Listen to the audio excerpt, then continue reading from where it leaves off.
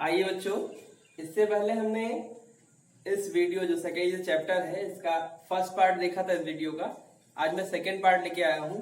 इसके अंतर्गत मैं भक्तिकालीन परंपरा में हमने जो यात्रा की, हमने जो पढ़ाई की, हमने अलवार और नैनार तक का परिचय प्राप्त किया है। अब यहाँ पर इस वीडियो के माध्यम से हम विस्तार पूर्वक अलवार व नैनार के बारे में जानेंगे। उन दोनों संप्रदायों के जो प्रमुख संत हुए हैं उनके बारे में जानेंगे कि अलवार जो संप्रदाय था उसके अंतर्गत कौन कौन से संत हुए हैं महत्वपूर्ण, और नैनार जो संत थे उनके अंतर्गत कौन कौन से महत्वपूर्ण संत हुए हैं। वैसे तो हमने देखा कि अलवार में 12 संत हुए हैं और नैनार में 63 हुए हैं, लेकिन हम इनमें कुछ जो महत्वपूर्ण है अत्यंत, जिन्होंने विशेष रचनाएं दी हैं, जिन्होंने इस संप्रदाय इस पंथ को आगे बढ़ाने के लिए विशेष कार्य किया है, उनके बारे में हम लोग यहाँ पर देखेंगे। तो आइए हम शुरू करते हैं अलवार और नैनार के बारे में। तो सबसे पहले हम अलवार को पढ़ेंगे।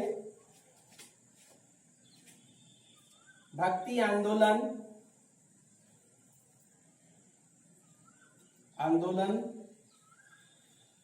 अलवार व नैनार दो हैं। इनमें से हमने देखा था कि ये 12 संत, ये 63 संत, ये विष्णु के उपासक हैं, विष्णु के उपासक, और ये शिव के उपासक हैं।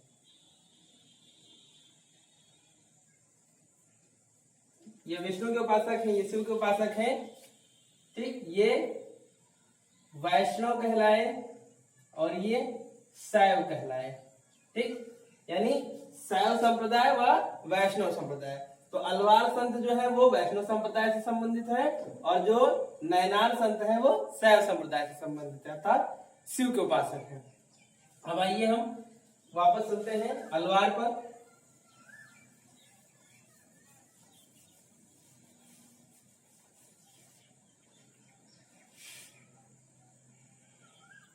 अलवार, इसमें अगर हम देखें प्रथम अलवार संत, प्रथम संत कौन सा हुआ है, कौन हुआ है, तो इनका नाम है नम्मालवार।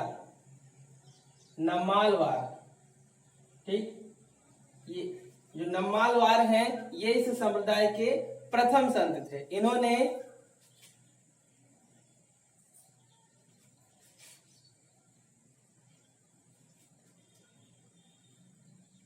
ये वैष्णव संत हैं। इन्होंने चतुर्वेद की रचना की, चतुर्वेद की रचना की।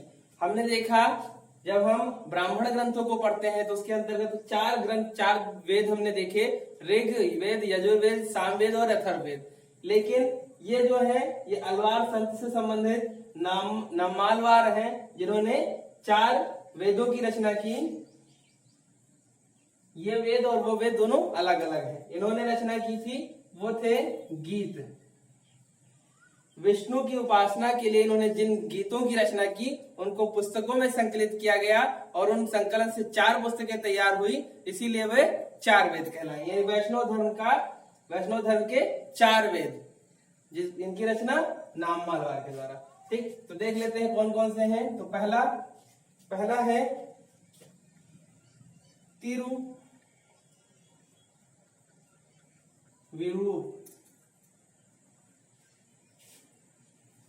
तिरुविरुत्तम है पहला ग्रंथ। दूसरा तिरुवासरियम,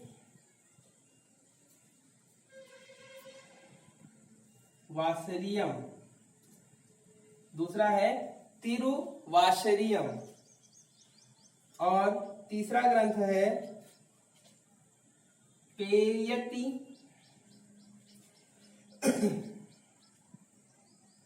पेरियतरु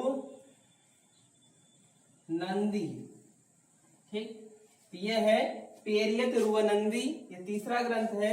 और जो चौथा है वह है तिरुवैमोल।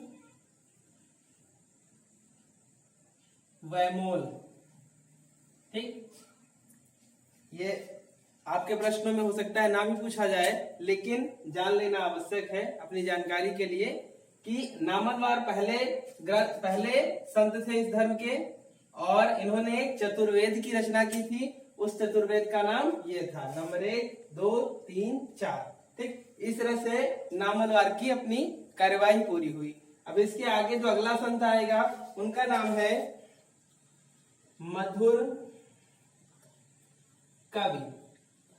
मधुर कवि जो है वो नम्मालवार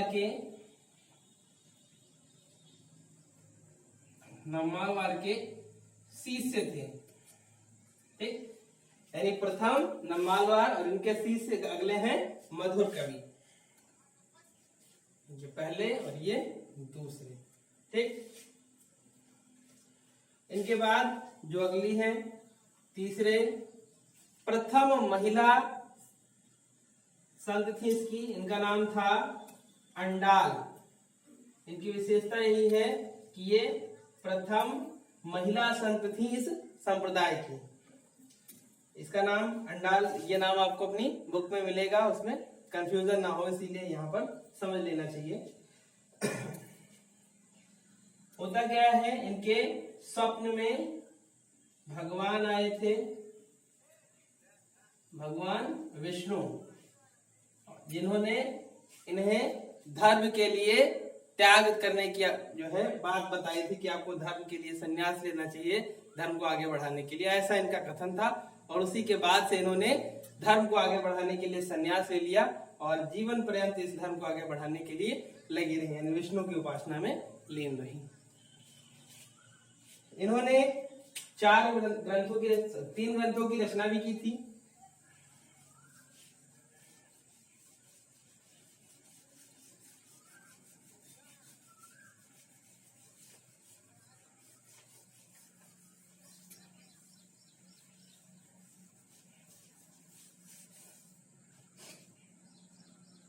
फिर से देखेंगे यहाँ अंडाल, ये महिला थी, इनके स्वप्न में भगवान आए थे और उसी के बाद ये ब्रह्मलीन हुई, ईश्वर की शरण में निरंतर लगी रही। इनके द्वारा लिखे गए जो ग्रंथ हैं वो है मच्चीसार पहला है, दूसरा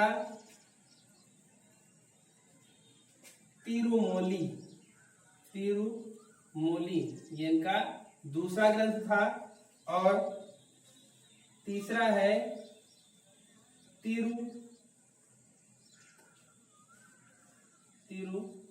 तिरुपप्पवाई। ये 3 ग्रंथ इन्होंने लिखे थे। ये तीनों वैष्णव धर्म से संबंधित हैं। वैष्णव धर्म यानी विष्णु की उपासना से संबंधित है, क्योंकि लिखने वाला ही जब वैष्णव धर्म का है तो जाहिर सी बात है, जो ग्रंथ लिखेगा, जो धर्मों से संबंधित पुस्तकें लिखेगा वो उसी धर्म की होंगी, छोटी सी बात है। इसके बाद जिसके अंतिम होते हैं, महत्वपूर्ण के मामले में अंतिम महत्वपूर्ण है, उनका नाम है कुलशेखर। ये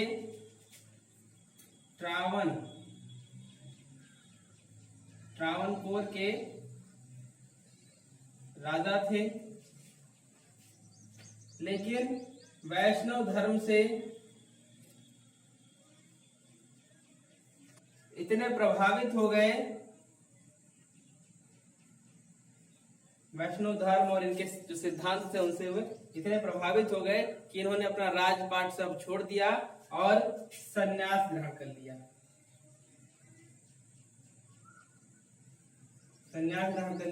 और जीवन पर्यंत ये इसी धर्म को आगे बढ़ाने के लिए लगे रहे। ठीक, तो इस प्रकार हमने देखा, पहले नामलवार, दूसरे मधुर कवि, तीसरे अंडाल और चौथे कुलशेखर। ये 4 अत्यंत महत्वपूर्ण संत हुए हैं वैष्णव धर्म में, यानी अलवार संत जो है। इसके बाद हम लोग नैनार को देखेंगे।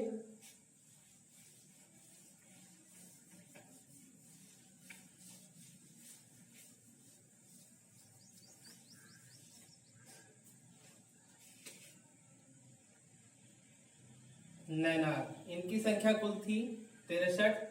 उपासक थे ये शिव के उपासक।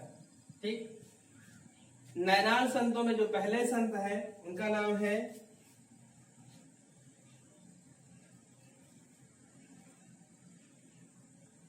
निरुना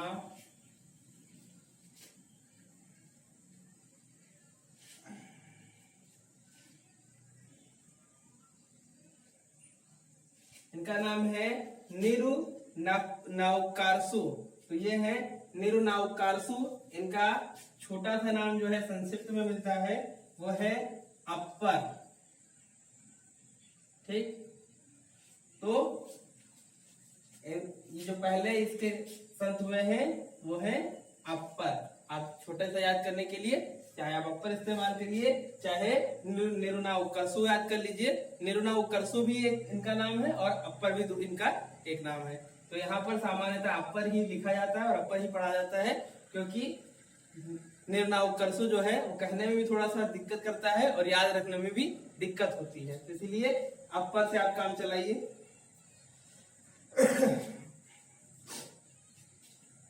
इस धर्म के जो ग्रंथ लिखे गए उन ग्रंथों को देवारम कहा जाता था। देवारम, ठीक। इस धर्म से संबंधित जो भी ग्रंथ लिखे जाते थे उनको देवारम कहा जाता था। इसके बाद ये महोदय जब मठ में प्रवेश करते हैं, मठ में पहुंचे, तो इनका नाम बदल गया। ठीक, जैसे आज आप लोगों को पढ़ने में, सुनने में, समझने में दिक्कत हो रही है इनका नाम, वैसे उस समय भी लोगों को असुविधा हुई होगी इनको नाम लेके बुलाने में। ठीक, जब किसी को बुलाना रहा होगा तो कैसे कहता होगा निरुनाउकरसु आ जाइए। निरुनाउकरसु कहाँ है? तो आदमी कई बार तो पता नहीं छोटे से नाम या कैसे भी करके काम चलाता रहा होगा। तो यहाँ पर इनका नाम बदल कर जब मठ में इन्होंने प्रवेश किया तो नाम लिख दिया धर्मसेन। ठीक, ये हो गए धर्मसेन, यानी शैव धर्म के पहले उपासक अप्पर निरुनाउकरसु, अप्पर या धर्मसेन थे। ठीक, इस तरह से इनके तीन नाम, 1, 2 और ये 3 नाम हो गए।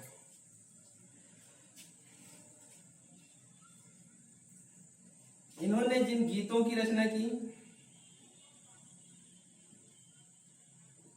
इन्होंने जिन गीतों की रचना की उन्हें दास भक्ति नाम दिया गया। दास भक्ति नाम दिया गया।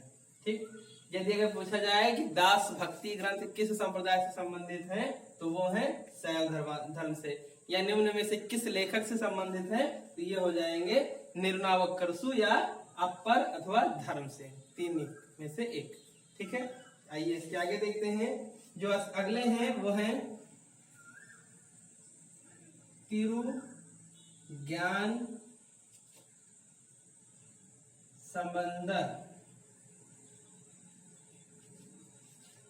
ठीक है, ये तिरुज्ञान संबंदर जो है ये इनके दूसरे संत हुए हैं।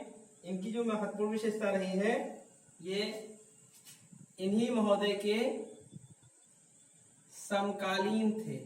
ठीक है, ये निरुनाउकरसु के समकालीन थे, यानी जिस कालखंड में ये हुए हैं उसी कालखंड में ये भी हुए हैं। ठीक है, इसके बाद इसके जो थर्ड आते हैं उनका नाम थोड़ा सा अच्छा है, आसान है। उनका नाम है सुंदर मूर्ति। सुंदर मूर्ति, ये इनके तीसरे संत हुए हैं इस धर्म के।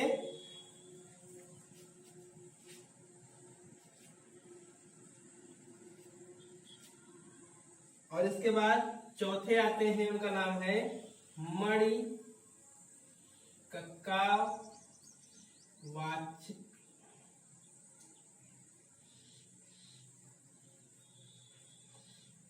इनके चौथे हैं मणिकक्का वाचरकर। ये इनके तीसरे, चौथे और अंतिम जो सबसे महत्वपूर्ण वो संत हुए हैं वो है।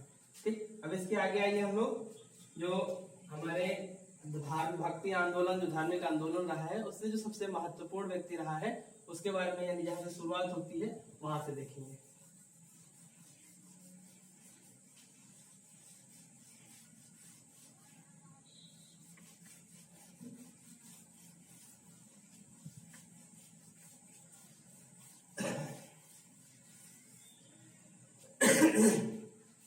तरह से हमने दोनों संप्रदायों के महत्वपूर्ण संतों के बारे में परिचय प्राप्त किया है। आगे हम लोग देखते हैं भक्ति आंदोलन के प्रमुख संत जो उत्तर भारत में हुए हैं, उनमें सर्वप्रथम नंबर 1 शंकराचार्य। शंकराचार्य के बारे में देखेंगे, जहां से आरंभ माना जाता है दक्षिण भारत से उत्तर भारत की तरफ प्रवेश करता है आधुनिक धर्म। इनका संबंध अद्वैतवाद से है।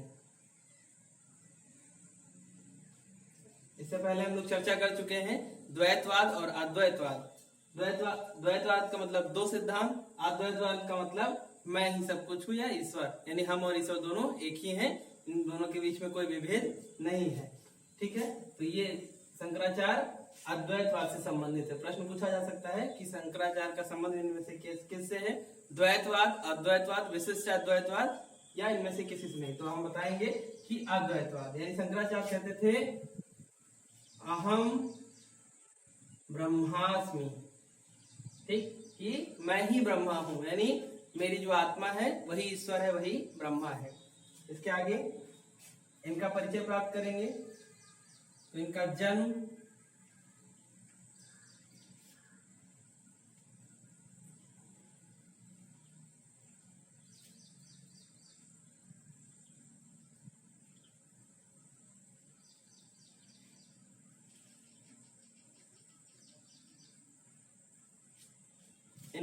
केरल के कलाड़ी में 788 ईस्वी में होता है। इनके पिता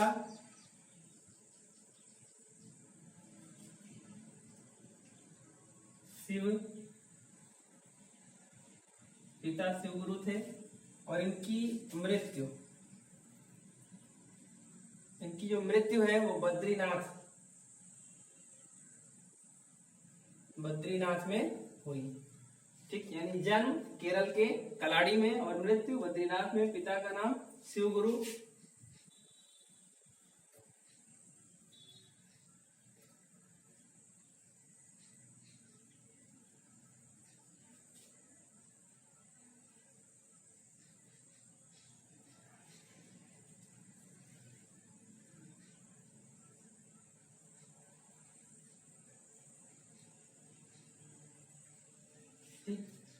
माता के इनके 3 नाम मिलते हैं, सुभद्रा, आर्यांबा और आर्यामा।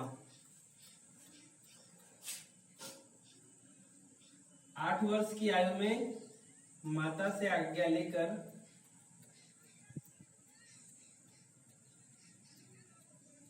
संन्यास ग्रहण किया। संन्यास के लिए घर छोड़कर 8 वर्ष की आयु में अनुमति लेकर माता से निकल पड़े और उसके बाद ये पहुंचे मध्य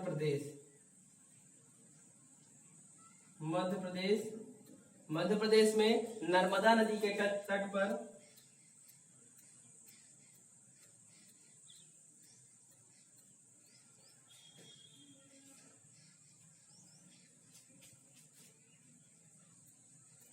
पहुंचे और यहां पर इन्हें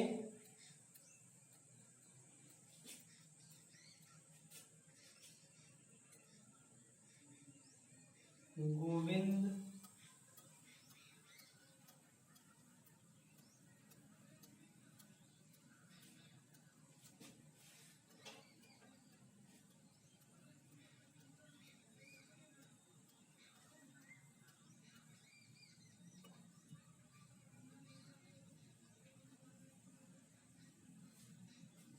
ठीक, ये पहुंचते हैं नर्मदा नदी के तट पर और वहां पर इनको गोविंद भागवत पाद ने दीक्षित किया और यही इनके प्रथम गुरु थे। ठीक, इस तरह से हमने देखा कि सामान्य परिचय शंकराचार्य का क्या है कि शंकराचार्य का जन्म होता है 788 ईस्वी में। कहां पर होता है? केरल के कलाड़ी में होता है। और इनके गुरु जो थे वो इनके पिता का नाम शिवगुरु था, माता का नाम सुभद्रा आर्यांबा या आर्यामा था। 8 वर्ष की आयु में ये आज्ञा लेकर संन्यास के लिए निकल पड़ते हैं। मध्य प्रदेश पहुंचते हैं, वहां नर्मदा नदी के तट पर इन्होंने गोविंद भगवत पाद से दीक्षा प्राप्त की।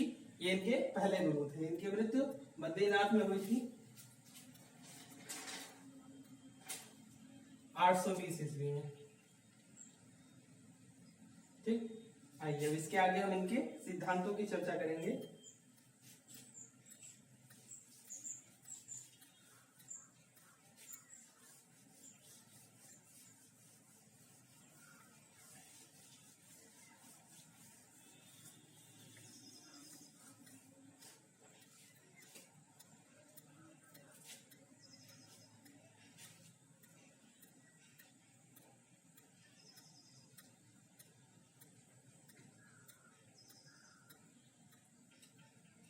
हम शंकराचार्य को पढ़ रहे हैं, उसमें एक जगह बताया गया है कि जो शंकराचार्य हैं ये बौद्ध से धर्म से प्रभावित थे, बौद्ध धर्म से प्रभावित थे, ठीक है। और बौद्ध धर्म की किस शाखा से प्रभावित थे, तो वो थी महायान। कभी कभी प्रश्न पूछा जाता है कि शंकराचार्य बौद्ध धर्म की किस शाखा से प्रभावित थे, तो उसमें बताया जाएगा कि बौद्ध धर्म की महायान शाखा से प्रभावित थे। इनको प्रच्छन्न बौद्ध भी कहा जाता है, ठीक। जैसे आप पढ़ते हैं प्रच्छन्न बेरोजगारी यानी छिपी हुई बेरोजगारी, काम 3 लोग का है, लगे हुए हैं 15 लोग, तो अपनी बेरोजगारी को उसी में छिपाए हुए हैं। ऐसे छिपे हुए बौद्ध बताया जाता है कि ये आंतरिक रूप से कहीं ना कहीं बौद्ध धर्म से प्रभावित थे, और बौद्ध धर्म में मतलब ये आंतरिक रूप से बौद्ध थे, बौद्ध धर्म के सिद्धांतों से प्रभावित थे, इसीलिए इनको प्रच्छन्न बौद्ध भी कहा जाता है, ठीक है। अब इसके आगे हम देखेंगे शंकराचार्य। इन्होंने एक संप्रदाय की स्थापना की,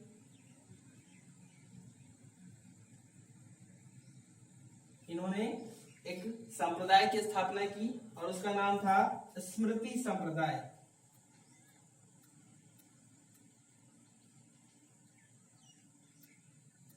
ठीक। यानी बौद्ध धर्म के शंकराचार्य के द्वारा स्थापित संप्रदाय का क्या नाम था, तो वो था स्मृति संप्रदाय, ठीक है।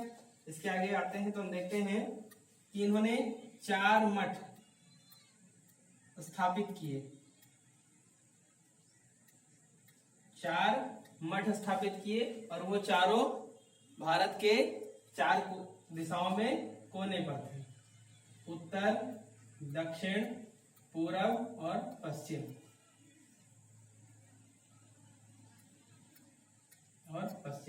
इस तरह से 4 स्थान पर थे। तो आइए हम देखते हैं इसको। तो जो उत्तर में है उसका नाम है बद्रीनाथ, ठीक, ये हो गया उत्तर में बद्रीनाथ। यहाँ की जो पीठ है, यहाँ जो स्थापना है जिस अधिष्ठात्री की, उसका नाम है ज्योतिष पीठ, ठीक, ये उत्तर में है। उसके बाद में दक्षिण में श्रृंगेरी में इन्होंने शिव का मठ बनाया, ठीक। ये जो है ये विष्णु से संबंधित था, ये विष्णु से, ठीक है। तो उत्तर में विष्णु से संबंधित पीठ की स्थापना की, मठ की स्थापना की, दक्षिण में शिव से संबंधित मठ की स्थापना की। अब पूरब में देखेंगे तो पूरब में पुरी में द्वारिका भी कहते हैं, द्वारिका में यह संबंधित है बलभद्र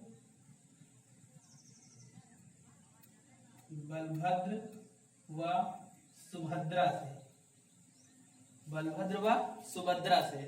और जो पश्चिम में है पुरी, ये द्वारिका नहीं है, सिर्फ पुरी है, और जो पश्चिम में है वो है द्वारिका, जो कि गुजरात में है।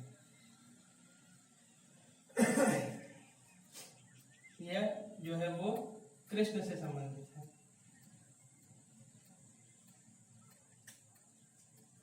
ठीक। तो इस तरह से हम देखते हैं कि भारत के चारों कोने में 4 मठों की स्थापना की इन्होंने। उनका एक उद्देश्य था कि भारत को संपूर्ण समाहित एक संरचना प्राप्त की प्रदान की जाए, और ये धर्म जो हमारा है, जो हमारे द्वारा संचालित मूवमेंट है, रिलीजियस मूवमेंट है, धार्मिक सुधार का आंदोलन है, वो संपूर्ण भारत में फैले। और इसके लिए इन्होंने उत्तर, दक्षिण, पूर्व, पश्चिम चारों दिशाओं में, चारों किनारों तक पहुंचकर भारत को एकजुट करने के लिए, धार्मिक आधार पर एकजुट करने के लिए प्रयास किया और 4 मठों की स्थापना की। ये इनका योगदान रहा है। ठीक, इनकी जीवनी जिसने लिखी उसका नाम है जीवनी, उसका नाम है आनंद गिरी। ठीक, शंकराचार्य के बारे में जो भी महत्वपूर्ण चीजें थी वो हमने जान ली। इनका जन्म, इनका कार्य, प्रथम दीक्षित करने वाला प्रथम गुरु, इनके द्वारा किया गया कार्य, और इनका जो सिद्धांत था वो था अद्वैतवाद, यानी हम दो नहीं हैं, मैं और आत्मा दोनों एक ही हैं, ईश्वर के अंश हैं, और हम ब्रह्मास्मि की विचारधारा के साथ ही अपना कार्य करते थे। ठीक, तो ये शंकराचार्य देखा है। इसके आगे हम वीडियो में रामानुजाचार्य को देखेंगे। Thank you.